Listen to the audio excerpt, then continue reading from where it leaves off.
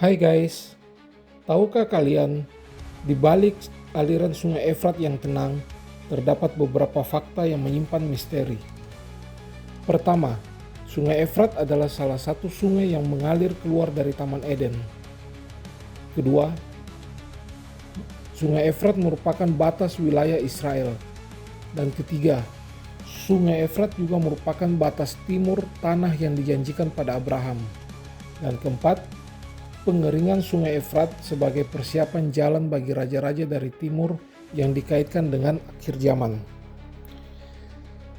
Namun misteri yang mungkin kalian belum tahu guys, ada 4 malaikat yang diikat di dekat sungai Efrat.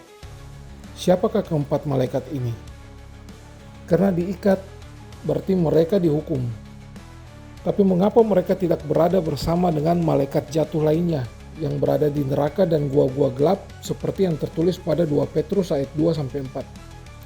Mengapa mereka diikat di dekat sungai Efrat? Kitab Wahyu 9 ayat 14-15 mencatat bahwa mereka diikat untuk menunggu waktu dilepaskan.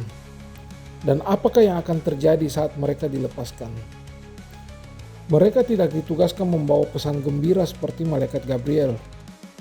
Wahyu 9 ayat 15 menuliskan, "Maka dilepaskanlah keempat malaikat yang telah disiapkan bagi jam, hari, bulan, dan tahun untuk membunuh sepertiga dari umat manusia."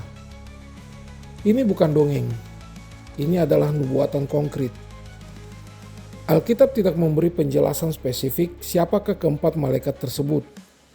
Namun jelas mereka adalah malaikat-malaikat yang pernah melampaui batas dan menerima penghukuman, dan akan digunakan Tuhan sebagai alat penghakiman.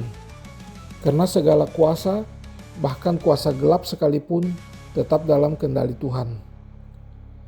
Efrat sering digambarkan sebagai batas spiritual, terang dan gelap, antara keselamatan dan murka.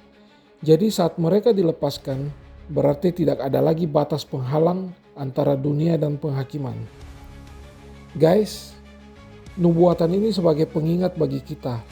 Sebelum sangkakala ke-6 ditiup, sebelum keempat malaikat dilepaskan dan memusnahkan sepertiga manusia, hendaklah kita berjaga-jaga dan bertobat, karena Anak Manusia datang pada saat yang tidak terduga.